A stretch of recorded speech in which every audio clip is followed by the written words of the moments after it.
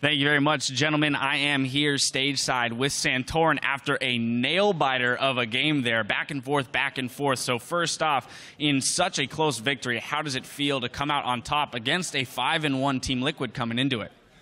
So first of all, we didn't play optimal, so this win doesn't really feel like a win to us because we feel like we should have played so much better. We didn't execute what we should have done. So we gave 3 drakes away. We didn't play around objectives that we should have, but we're still really happy we won. Yeah, and a big focal point of this matchup was the jungler matchup coming in. Peter, very vocal about Dominate being the best jungler in the league, but both coaches being vocal about how different your play styles are. So how did you feel, your play styles went up against each other here head to head?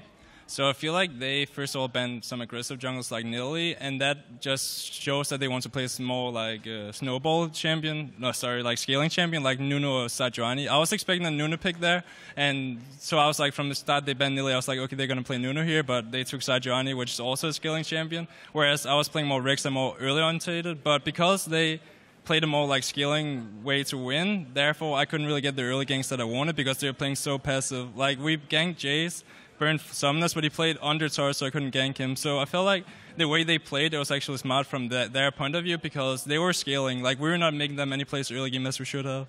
Now, looking at that mid lane matchup, as you said, you paid a little bit of attention there.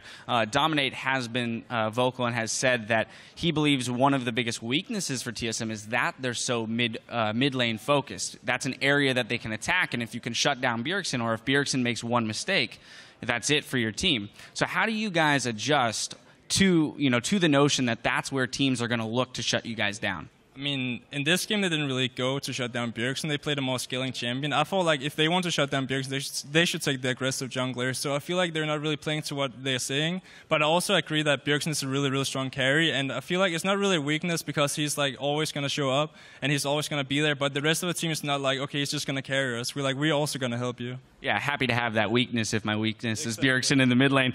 Final question here. Looking at tomorrow, you guys are going up against Gravity. And again, to touch on this, theme of jungler matchups, you've got Move, a new addition to the LCS. What's your opinion been of him so far, in his addition and his evolution in the LCS so far? I mean, since Move joined the team, I feel like he had great success. He had got the MVP, and he's playing the more aggressive jungle, whereas Dominate's playing a bit more passive. So I'm really looking forward tomorrow to play against an aggressive jungler. All right, well, best of luck to you in tomorrow's match. Again, congratulations on the victory today, as hard-fought as it was. That's going to do it for us here on the side stage. We are going to toss it to Zyrene to break down some of the action from that game.